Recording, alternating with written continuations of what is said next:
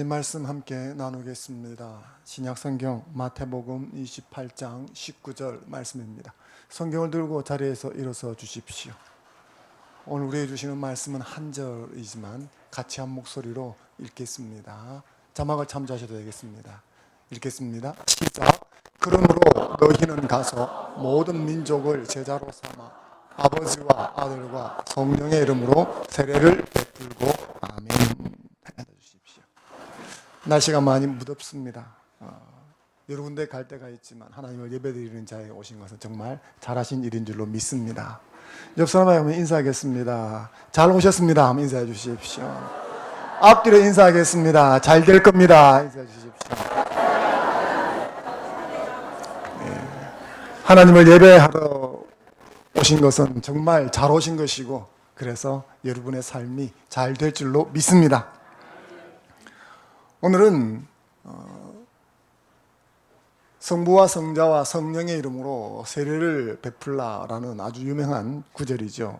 오늘 우리가 읽었던 마태복음 28장 19절 말씀을 통해서 세례에 대한 두 가지 오해라고 하는 제목으로 은혜를 나누려고 합니다. 오늘은 이 말씀과 함께 하이델베르그 요리문답 주보를 참조하시면 좋겠습니다. 통해서 두 가지 질문을 던지고 거기에 대한 해답을 찾아보면서 세례에 대한 오해를 해소하고자 합니다. 첫 번째 질문은 이것입니다. 세례가 곧 죄 씻음입니까? 세례가 곧 죄 씻음이 아니라면 세례의식은 단순한 종교적 절차입니까? 이런 질문입니다. 두 번째 질문은 이런 것입니다. 세례는 무엇에 대한 외적인 표입니까? 하나님을 향한 나의 믿음의 온전함을 보여주는 표입니까? 아니면 나의 연약함에도 불구하고 하나님이 나를 구원하신다는 하나님의 언약 성취에 대한 표식입니까?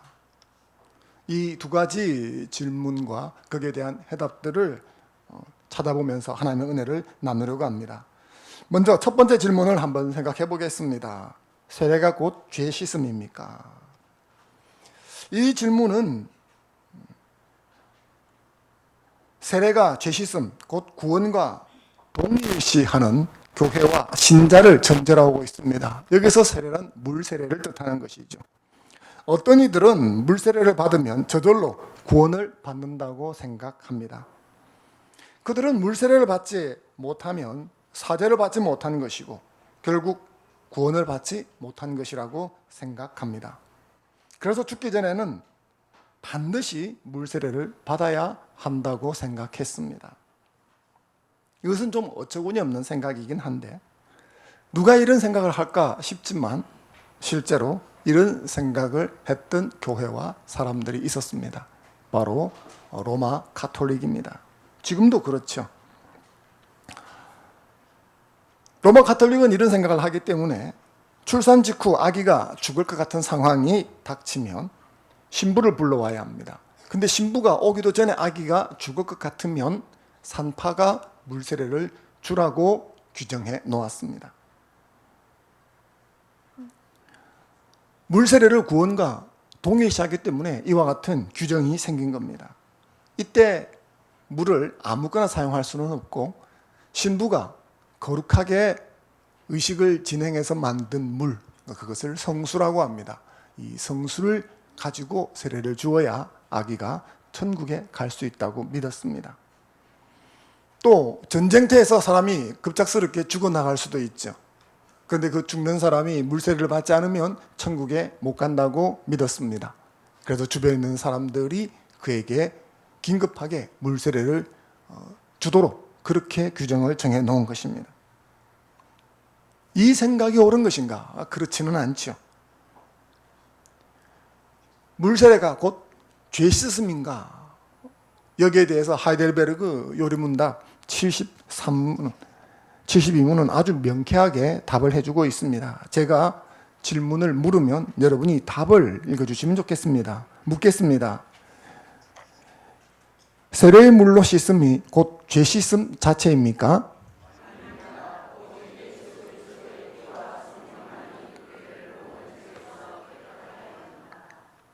그렇습니다. 물세례가 곧 죄 씻음 자체는 아닌 것입니다. 그런데 중세까지 로마 가톨릭은 이와 같은 생각을 확고하게 가지고 있었습니다. 그러다 보니까 무조건 물세례만 받으면 구원받는다는 도식이 생긴 것이죠. 여기에 대한 반발이 생겼습니다. 종교개혁이 일어나면서 그동안 구태로 반복되었던 중세 로마 가톨릭 교회의 여러 가지 관행에 대해서 브레이크가 걸린 것입니다. 물세례를 구원과 동일시하니까 여기에 대한 반발이 생겼는데, 그 반발로 인해서 세례를 무시하는 경향이 생겼습니다. 그들은 세례가 구원을 나타내는 단순한 상징일 뿐이지 세례 자체가 구원을 주는 것은 아니다라고 생각했습니다. 그렇기 때문에 세례는 단순한 종교적 절차에 불과하다라고 평가절하하는 사람들이 나왔습니다.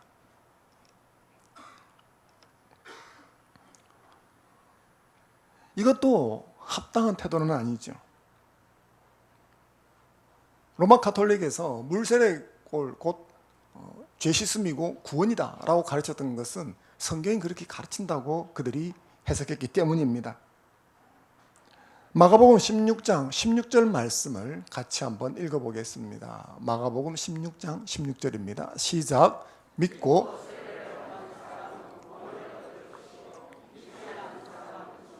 받으리라. 아멘. 구원을 받는다 하는데 믿고 다음에 뭐가 있습니까? 세례를 받으면. 그래서 세례를 받아야 구원받는다라고 해석을 한 것입니다. 하지만 세례를 받았다고 구원받는 것은 아니죠. 이 구절을 그렇게 이해를 하면 무리가 있습니다. 사도행전 22장 16절 말씀을 같이 한번 읽어보겠습니다. 시작. 이제는 왜 주저하느냐? 주의 이름을 불러 세례를 받고 너희 죄를 씻으라 하더라. 아멘. 역시 이 구절도 세례받아야 구원받는다라는 것을 지지해주는 구절은 아닙니다. 그런데 이런 구절들을 가지고 와서 봐라, 세례를 받아야 구원받는 게 아니냐, 이렇게 주장한다면 잘못된 것이죠. 그런데 이런 식으로 오용을 해왔습니다. 하지만 제가 금방 예로 들었던 이 두 구절은 세례가 아주 중요한 것이다 라는 것을 우리에게 알려주고는 있습니다. 세례가 중요하지 않다면 주님께서 믿고 세례받은 자가 구원받는다는 말을 왜 하시겠습니까? 사도행전 22장에 나와 있는 이 부분은 교회를 핍박하던 사울이 변화되어서 바울이 되는 장면에 아나니아라는 사람이 와서 세례를 주는 이야기를 담고 있는 것입니다. 그 극적인 변화 속에 세례가 들어있습니다. 그래서 이 두 구절은 세례가 구원을 주는 것은 아니지만 세례가 아주 중요하다는 것을 우리에게 가르쳐 주는 것이죠. 세례는 단순한 종교적 절차로 폄하해서는 안 되는 것입니다. 세례란 예수 그리스도의 대속의 진리를 믿는 사람들이 받는 겁니다. 그런데 이 사람들이 받아들이고 안 받아들이고 그런 게 아니라는 거예요. 단순한 종교적 절차니까 안 해도 아무 상관이 없다, 그런 게 아닙니다. 이 세례를 통해서 하나님께서는 예수 그리스도를 믿은 자에게 확신을 주시고 그 믿음이 더욱 견고해질 수 있도록 세례 제도를 만드신 것입니다. 그래서 수세자에게 이 세례는 단순한 상징, 종교 절차가 아니라 그 속에 있는 구원의 진리를 이 수세 과정을 통해서 자신이 경험하고 신앙이 견고해질 수 있는 장치인 것입니다. 금방 제가 이 두 견해를 말씀을 드렸죠. 물세례를 구원 자체로 보는 주장, 물세례는 단순한 종교적 절차에 불과하다는 주장. 이 두 주장은 서로 상극입니다. 서로 앙숙이죠. 어울리지 않습니다. 하지만 이 둘은 아주 중요한 공통분모를 가지고 있습니다. 그게 뭐냐 하면 이 두 주장은 세례의 주체가 누구인지에 대해서는 충분하게 주의를 기울이지 않는다는 겁니다. 그들은 세례의 요소 중에 하나인 물에 대해서 깊은 관심을 가질 뿐입니다.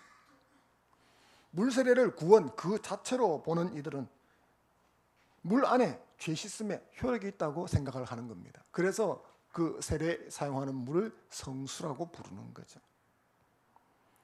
물 세례를 단순한 종교적 절차로 보는 이들은 이 물이 죄 씻어 주지 못한다라고 말하는 것입니다. 물이 죄를 씻어주는 효력은 없죠. 하지만 어느 주장이든지 간에 물에 초점을 맞추고 있는 것입니다.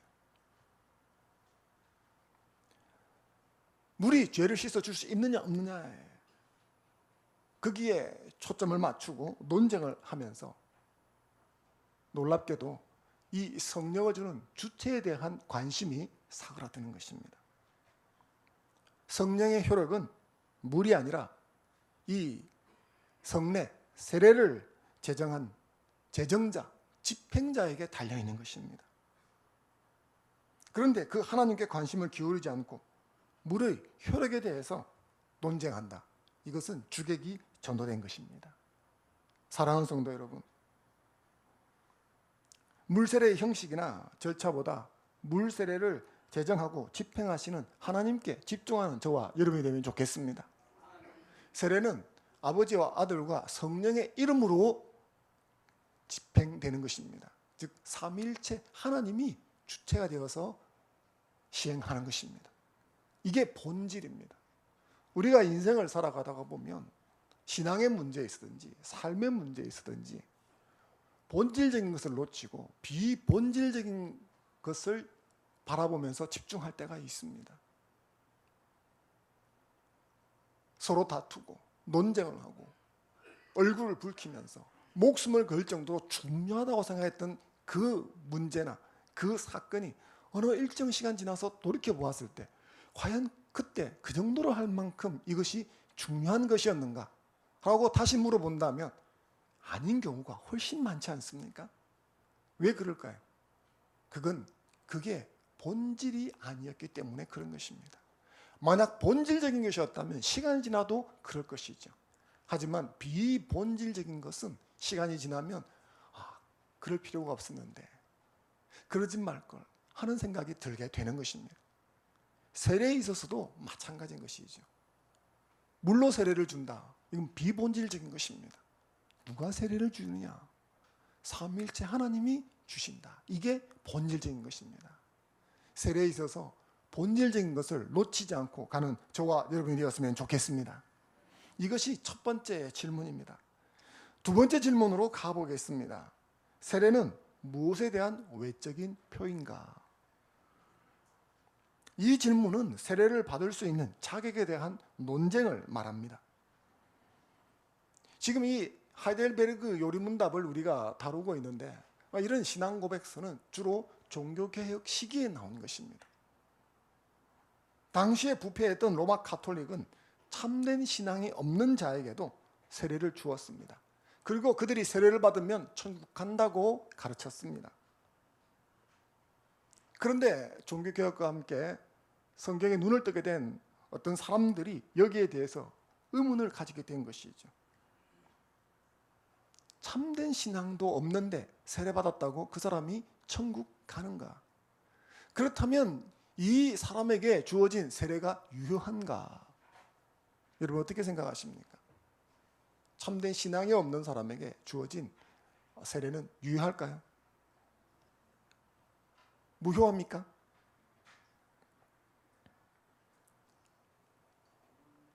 이 질문은 세례를 받는 사람의 상태에 대해서 묻는 것이죠. 이 사람이 세례받을 만한 상태가 아닌데 그에게 세례가 주어졌을 때 그 세례는 효력이 있을까? 여기에 등장하는 것이 유아입니다. 태어난 지 얼마 안 되는 유아에게 세례를 베풀 수 있는가? 유아는 스스로 신앙 고백을 할 수가 없습니다. 인지 능력이 없기 때문에 스스로 믿는다고 말할 수가 없는 것이죠. 그런 유아에게 세례를 베푸는 것이 합당하냐? 이 질문이 떠오르게 되었습니다. 이 질문은 종교개혁 당시에 뜨거운 감자와 같은 논쟁이었습니다. 이 질문을 하고 효력이 없다라고 답했던 사람들이 있었습니다. 그들은 로마 가톨릭 교회에서 자신이 온전히 신앙 고백하지 않음에도 불구하고 세례를 받았던 사람들이 있었다고 한다면 이제 자기 스스로 그 어떤 압력도 없이 자유의지를 써서 예수 그리스도를 믿는다고 고백하는 상태에서 다시 세례를 받아야 한다. 유아에게 세례를 주었다 할지라도 그것은 무효한 것이다. 그렇기 때문에 이 유아는 나중에 성장해서 성인이 된 이후 스스로 인지 능력을 가지고 그 어떤 외부적인 압력도 없이 예수 그리스도를 믿는다는 신앙 고백을 할 때 그때 세례를 다시 받아야만 한다. 이렇게 주장하는 사람들을 제세례파라고 불렀습니다.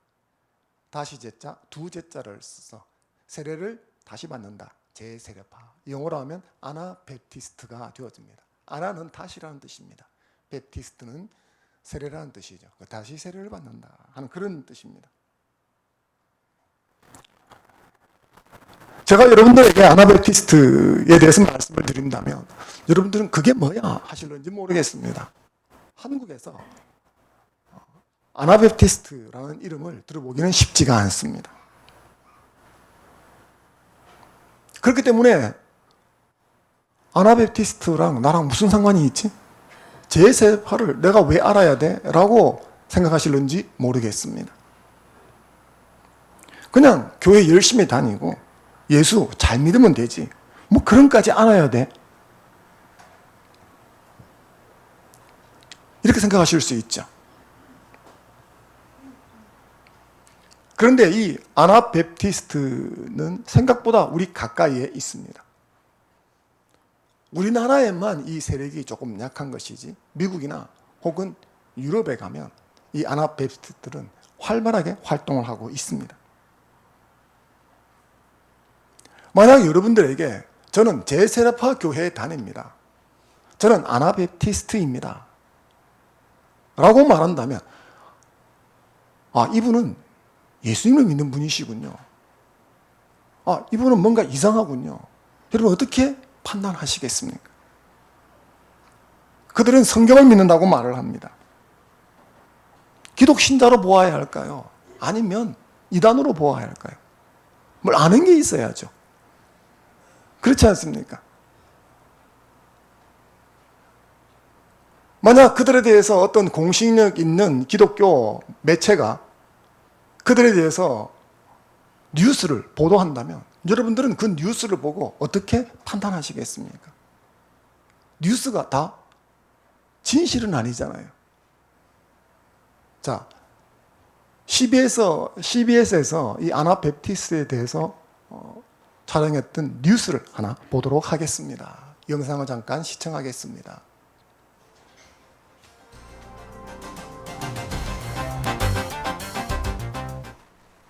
비폭력 평화주의를 주장하고 목회자와 교인의 상하관계를 인정하지 않는 아나베프티스트 운동이 한국 교회의 새로운 대안으로 떠오를 수 있을까요? 아나베프티스트 운동이 무엇이고 이들에 대한 오해는 없는지 알아보겠습니다. 먼저 아나베프티스트 운동은 무엇인지 고석표 기자가 소개합니다. 한국 교회에는 아나베프티스트 운동이 잘 알려져 있지 않지만 이 운동은 긴 역사를 갖고 있습니다. 1525년에 시작한 아나베프티스트 운동은 16세기 종교개혁 시기에 출현했습니다. 아나베프티스트들은 당시 유아 세례가 형식에 치중한다고 판단해 이를 거부했고 세례 대신 몸 전체가 물속에 들어가는 침례를 실시해 반대파들은 이들을 제세례파라고 부르기도 했습니다. 또 마르틴 루터 등이 주장한 종교일치를 거부하기도 했습니다. 아나베프티스트 운동에는 아미시와 브루더 호프 공동체, 메노나이트, 후터라이트 등을 포함합니다. 우리나라에서는 메노나이트를 중심으로 아나베프티스트 운동이 시작됐습니다. 1952년 한국 전쟁이 한창일 시점 아나베프티스트 운동의 한 분파인 메노나이트가 구호를 중심으로 활동을 시작하면서 한국 땅에도 발을 디뎠습니다. 메노나이트는 1971년까지 대구와 부산을 중심으로 물자 구호 사업과 직업학교, 전쟁 과부들을 위한 재봉기술 교육 등의 활동을 펼쳐왔습니다. 이분들이 우리나라에 도우러 왔잖아요. 도우러 올 때 성경에서도 이제 왼손이 하는 일 오른손 모르게 하라라는 그런 말씀처럼 정말 드러내지 않고 왔다 그냥 가신 거예요. 그러다 보니까 더 안 알려졌고요. 이들은 쓰러져가는 한국교회를 살리고 신뢰도를 높이는데 메노나이트 교회들이 역할을 감당하겠다고 다짐하고 있습니다. CBS 뉴스 고석호입니다. 예, 잘 보셨죠. 공신력 있는 매체는 끝에 그렇게 말을 합니다. 어디 뉴스 누구입니다. 그러면 사실일까요?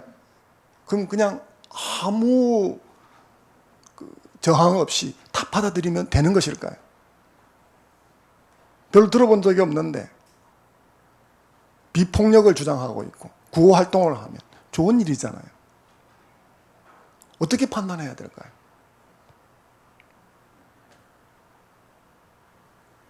아나베프티스트를 모르면 판단할 수가 없는 것입니다.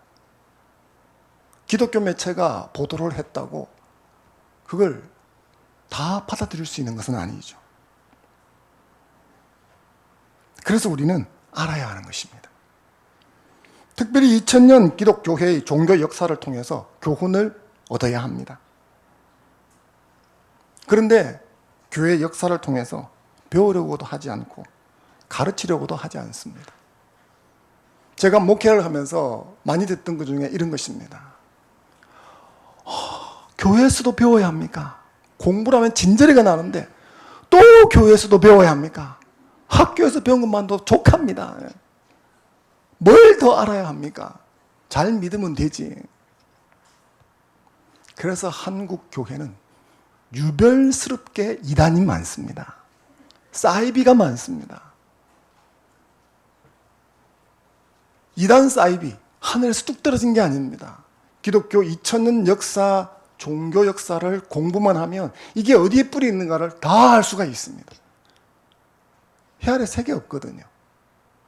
근데 우리는 배우지 않습니다.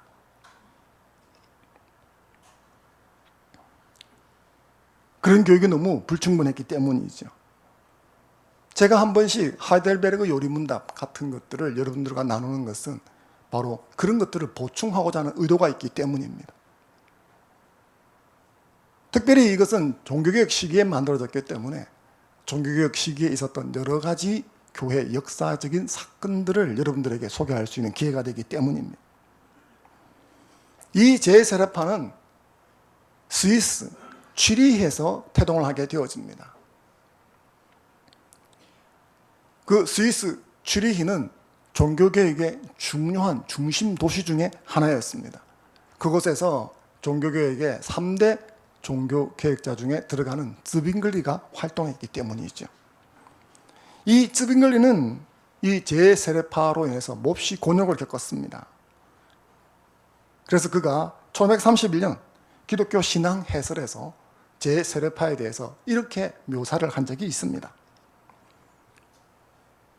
제세례파의 주장을 이렇게 묘사를 했습니다. 신자는 공무원이 될 수 없으며 죄 있는 사람이 있다고 할 때 법령에 있어서 그 사람을 죽이는 것도 신자에게는 허락되지 않는다.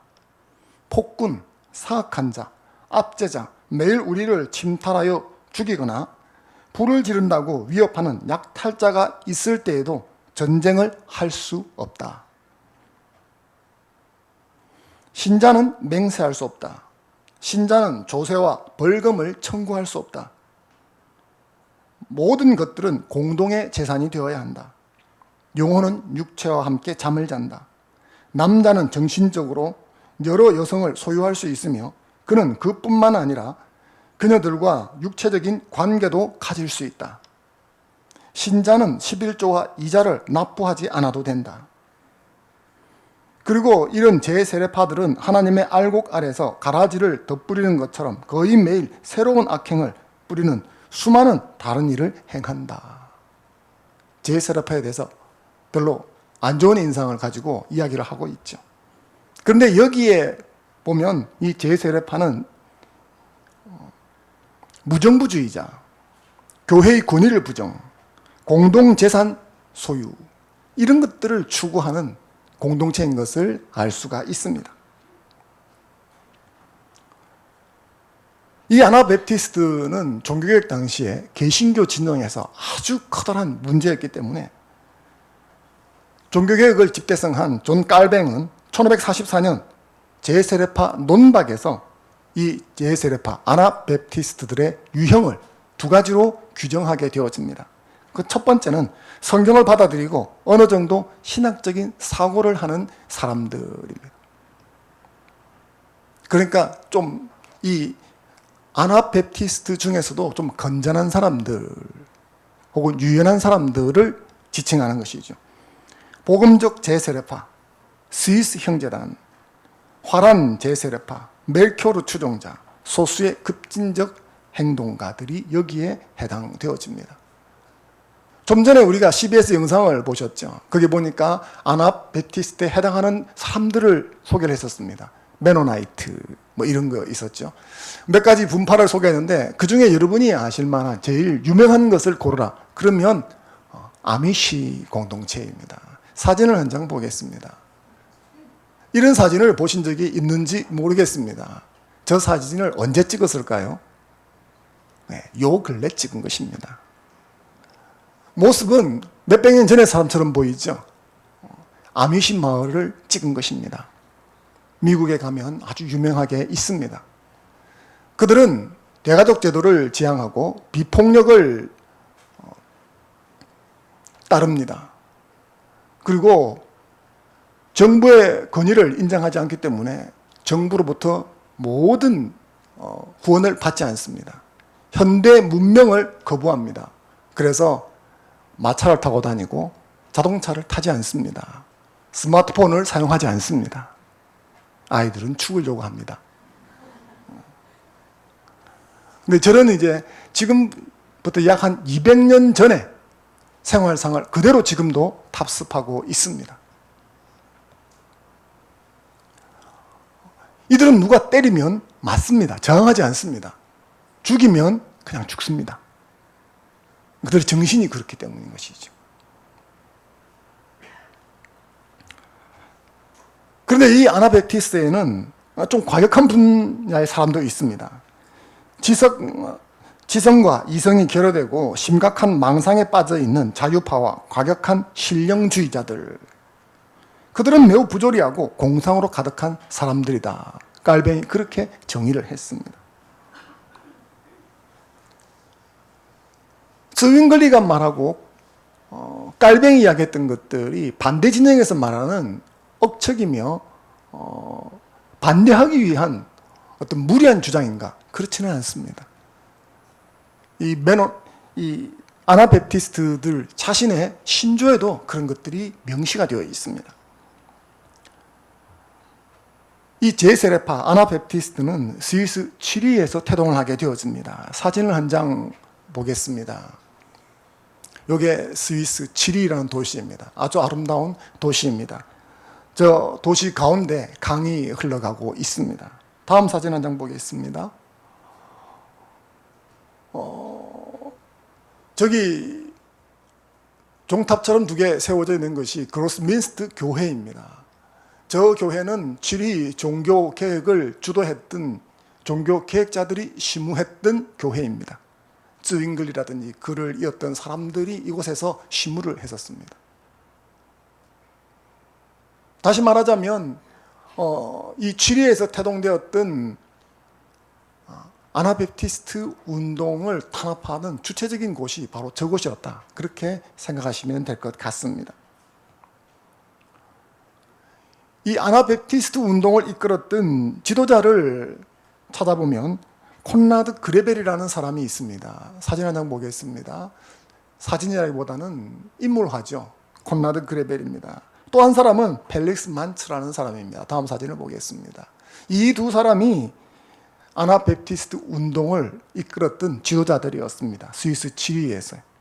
그런데 본래 이들은 스윙글리의 종교개혁을 열렬히 추종하던 종교개혁 팀이었습니다.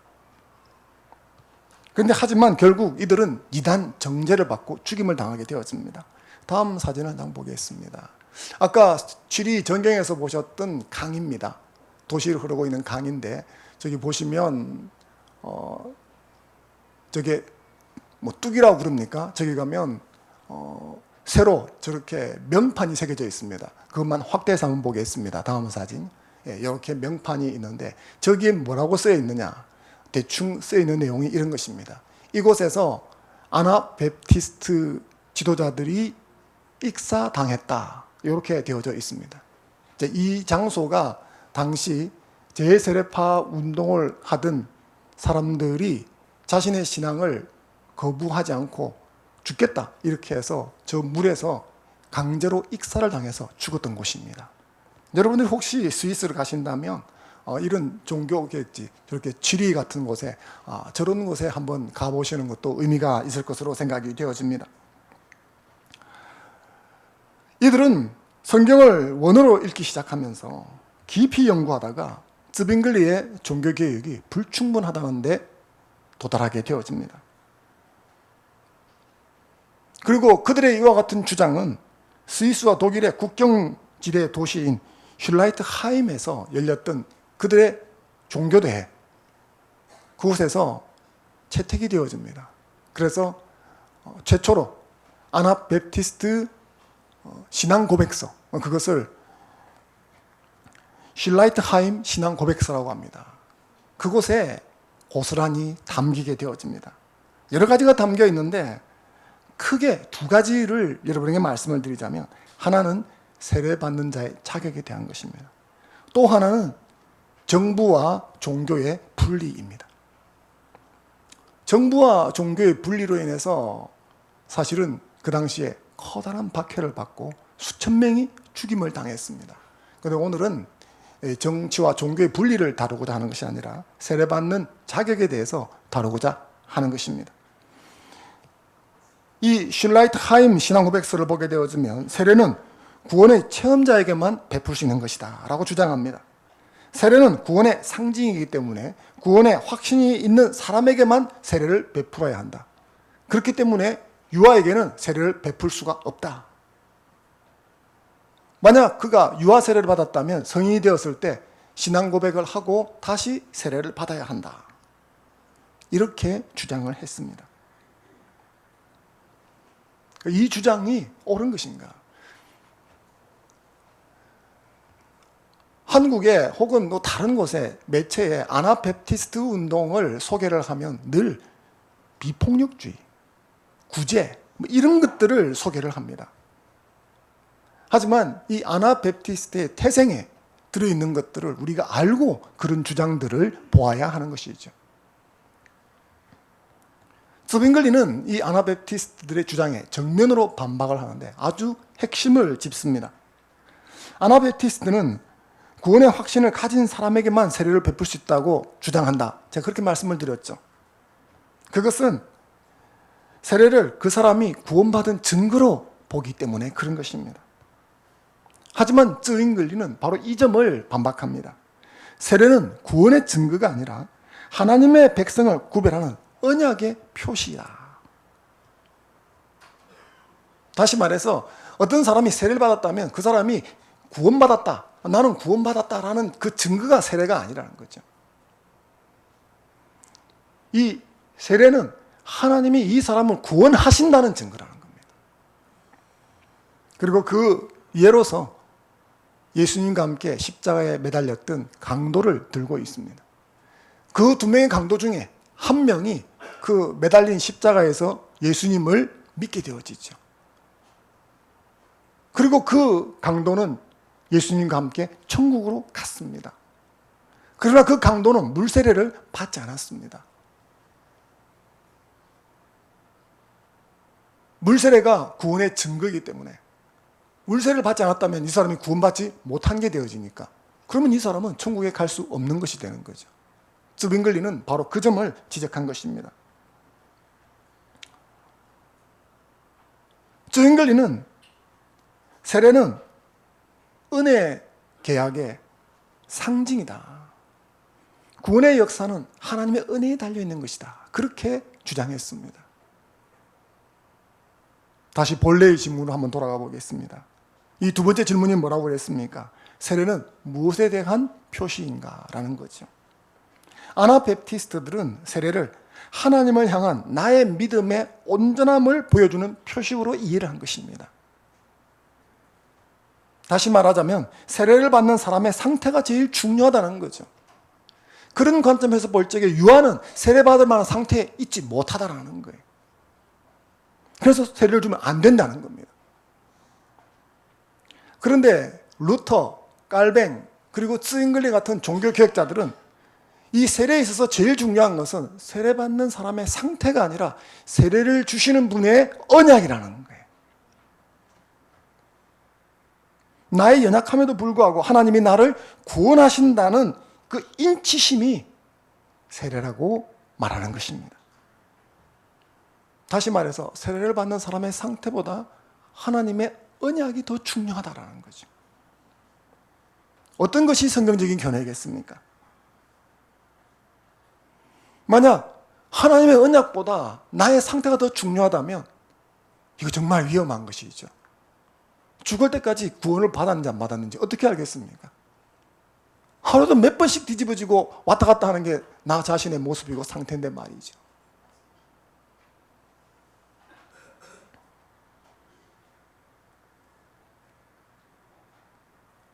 세례는 나의 연약함에도 불구하고 나를 구원하시겠다는 하나님의 언약의 표시라고 믿는 것이 개신교회이며 종교개혁 원리를 따르는 보수교회의 입장입니다.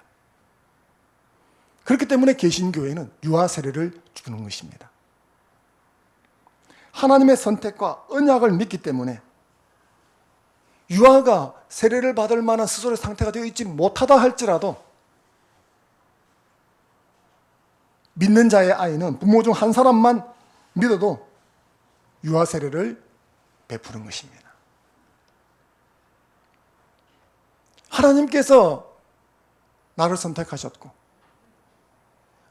그런 나를 통해서 자녀를 주셨기 때문에 이 아이도 하나님이 선택하셨다고 믿는 것입니다. 이 아이도 하나님께서 구원하실 것을 내가 믿는 것입니다. 그래서 이 믿음으로 세례를 주는 것입니다.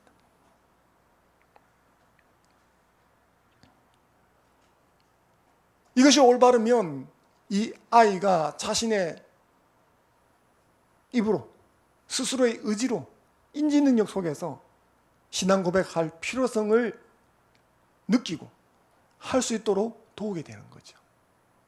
그래서 유아 세례를 베풀 때마다 이 질문이 빠지지 않는 것이죠. 당신은 부모로서 이 아이가 나중에 자라서 하나님을 온전히 고백할 수 있도록 훈육하겠습니까?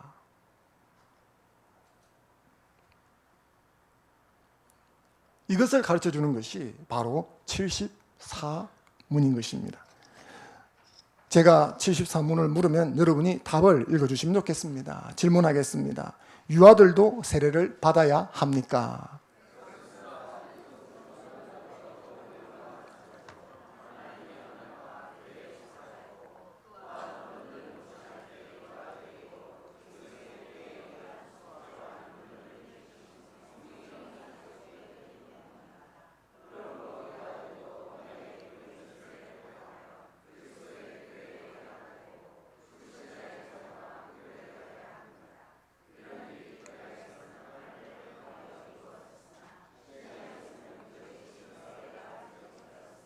아멘.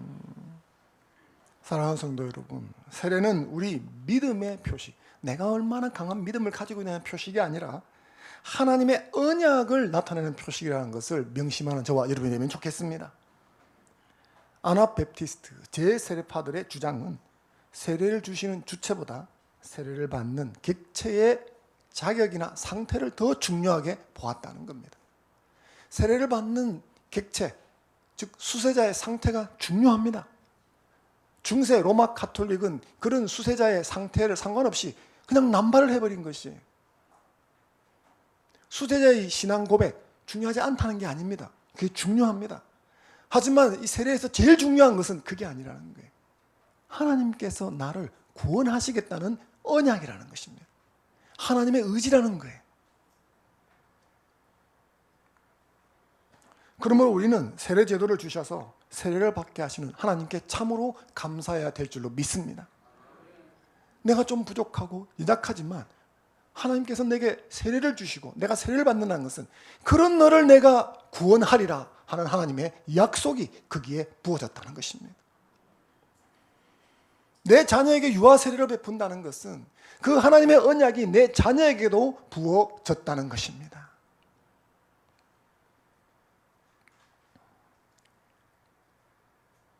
그래서 저는 여러분들이 사람이나 나 자신의 어떠함을 바라보지 않고 하나님을 바라보는 자가 되기를 바랍니다. 비록 내가 부족하고 연약해도, 그래서 내가 신앙 고백대로 좀 살지 못하는 모습이 나타난다 할지라도 하나님께서 당신의 언약을 나에게 이루실 것이다, 이걸 믿는 여러분이 되시면 좋겠습니다. 내가 세례를 받았다는 것은 내가 부족하지만 끝까지 나를 하나님 앞으로 달려가게 하실 것이라는 믿음을 그곳에 담는 것입니다. 빌립보서 1장 6절 말씀을 같이 한번 읽어보겠습니다. 시작. 너희 안에서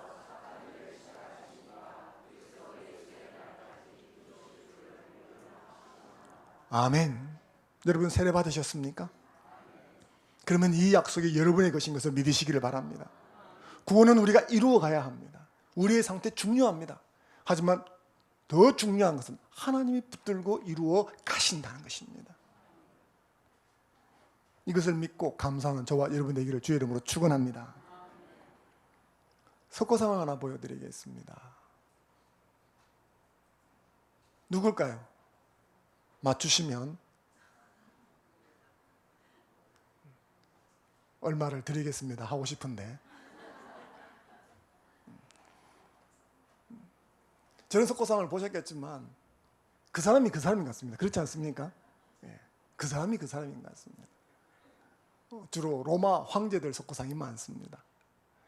저 스태츄의 주인공은 콘스탄티누스 황제입니다. 콘스탄티누스 황제는 로마 제국에서도 상당히 중요한 인물이지만 기독교회에서도 정말 중요한 인물입니다. 왜 중요할까요? 예, 핍박받던 교회를 국교로 받아들인 황제입니다. 음지에서 핍박받고 밖으로 나오지 못하던 교회가 이 콘스탄티누스 황제가 교회를 인정할 뿐만 아니라 로마 제국의 유일한 국교로 받아들임으로 갑자기 교회가 득세를 할 수 있는 기반이 생겨났습니다. 오늘날 우리가 아는 교황청이 바로 이렇게 해서 시작이 되어진 것이죠. 이 콘스탄티누스 황제에 대해서는 여러 가지 일화가 있습니다. 그것도 기독교와 관련된 여러 가지 일화들. 그래서 잘 모르시는 분들은 이 콘스탄티누스 황제가 대단한 신앙 체험을 하고 참된 신앙인이라고 생각하는 분들이 있습니다. 그것은 전혀 아닙니다. 하지만 기독교 신앙과 관계해서 여러 가지 일화들을 남겼습니다. 그 중에 세례에 관한 일화도 남긴 게 있습니다. 들어보면 전설 같아 보이는데 기록이 있습니다. 그러니까 사실인 것 같기도 하고 그렇습니다. 이 콘스탄티누스 황제는 죽음이 임박할 때까지 세례를 안 받았습니다. 국교로 받아들이고 엄청나게 장려를 하고 믿는다고 말하면서도 절대 세례를 안 받았습니다. 왜 세례를 안 받았을까요? 나는 왕이니까 사람도 죽여야 하고 전쟁도 해야 된다. 그렇기 때문에 세례를 받을 수 없다. 그렇게 생각했습니다. 즉 세례받고 나면 세례받은 자답게 합당하게 살아야 되는데 세례받고 나서도 여전히 더러운 짓을 많이 할 것 같다는 거죠. 그래서 그런 짓 다 하고 난 다음에 세례를 받으려고 그래서 세례를 안 받은 거예요. 이런 생각은 오늘날도 하시는 분이 있습니다. 제가 이제 세례 문답을 하거나 또 세례를 받으시러 권하면 나중에 받겠습니다. 할 짓 다 하고 하고 싶은 거 다 하고 나서 그리고 세례를 받겠습니다. 이 생각이 깔려 있는 거죠. 이게 그분만 하시는 생각이 아닙니다. 앞에 그런 생각했던 분이 많습니다. 콘스탄티누스 황제도 그런 사람 중에 한 사람이죠. 내가 세례 받으면 그 다음부터는 하나님 사람답게 살아야 하는데 그렇게 살 자신이 없다는 거예요. 근데 그렇게 못 살면 세례까지 받았는데 하나님이 진노하실 것 같은 거예요. 세례를 안 받으면 세례를 안 받았으니까 하나님이 묵인해 줄 것 같은데 세례를 받고 나면 철퇴를 때릴 것 같아요. 그래서 괜히 일찍 세례받아 공개적으로 믿음을 고백하고 그 뒤에 육신적으로 누리고 싶은 것들을 못하게 된다면 손해라는 생각을 한 것입니다. 그러다가 죽음이 임박하자 교회 감독을 궁으로 불렀습니다. 당시 니코미디아 감독이었던 유세비우스를 불러서 신앙 고백을 합니다. 그리고 세례를 받습니다. 그때 이렇게 약속을 했습니다. 하나님께서 자기를 살려주면, 그러니까 세례받으면 혹시 살란가 싶은 생각이 있었던 것 같아요. 집회에 나가겠다, 예배에 참석하겠다 고백하고 다시는 자주색 황제복을 입지 않고 개종자가 입는 옷을 입고 살겠다라고 약속을 합니다. 그렇게 하고 세례를 받는데 이 세례 받을 적에도 전설이 있습니다. 어떤 거냐면 세례를 받을 적에 침례의식으로 세례를 받았는데 오른손은 빼고 받았다고 합니다. 그러니까 몸에 담기는데 오른손은 안 넣고 나머지는 물속에 다 넣었다가 나왔다는 거죠. 왜 오른손은 남겨두었느냐? 살려주면 다시 황제로 일을 해야 되는데 오른손 가지고 할 일이 많다는 거죠. 당시 로마 황제는 사람을 살리면 이렇게 하고 죽이면 이렇게 했거든. 죽여라 할 일도 많고 오른손을 주로 쓰는데 그래서 오른손 가지고 황제 일 다 하고 난 다음에 마지막 죽을 때 오른손을 이제 따로 세례를 받겠다. 그런 생각을 했던 것으로 보여집니다. 이 콘스탄티누스 황제의 세례에 얽힌 이야기를 보면 그 역시 세례를 구원의 증거로 보았다는 것을 알 수 있습니다. 그러니까 완전히 구원받고 나면 죄를 지으면 구원이 취소된다는 생각이 깔려 있는 것이죠. 세례받을 적에 세례받는 사람의 상태가 중요한데 죄를 짓고 있거나 죄를 지을 생각을 가지고 있다면 세례를 못 받는다는 거죠. 이런 생각은 1200년 정도 지나서 제세례파, 스위스의 아나베프티스트들에게도 그대로 흘러내려오게 되는 것입니다. 의도했는지는 모르겠지만 세례받는 자의 상태를 세례를 주는 주체보다 더 중요하게 여기는 오류를 범한 것입니다. 세례에 있어서 가장 중요한 것은 세례를 베푸시는 주체, 삼위일체 하나님이십니다. 세례를 받는 수제자의 상태가 중요하지 않다는 게 아닙니다. 이와 같은 아나베프티스트들이 튀어나오게 된 결정적인 이유는 세례받는 사람들이 자신의 상태를 엉망진창으로 하고도 세례를 받았기 때문인 것이죠. 그러나 그렇다고 해서 수제자의 상태가 세례를 주시는 삼위일체 하나님보다 더 중요한 것은 아니라는 겁니다. 세례는 구원의 증거가 아니라 세례를 받는 자를 구원하신다는 하나님의 언약의 표시인 줄로 믿습니다. 만약에 여러분이 세례받고 오늘날까지 예수를 믿어오면서 난 그래 좀 바뀐 것 같아 했다면 그건 하나님께서 그 언약을 이루고 계신 증거가 되는 줄로 믿습니다.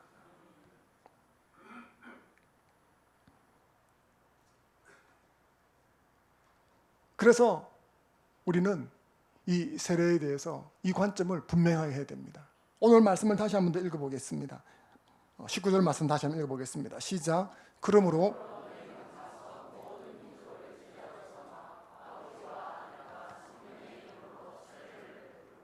아멘. 이 명령은 예수님께서 부활하시고 승천하시기 직전에 주어진 것입니다. 성만찬의 명령은 십자가 사건 이전에 주어진 것인데 이 세례의 명령은 십자가에 죽으시고 부활하신 이후에 주어진 것입니다. 왜 이 명령을 이때 주셨을까라는 거죠.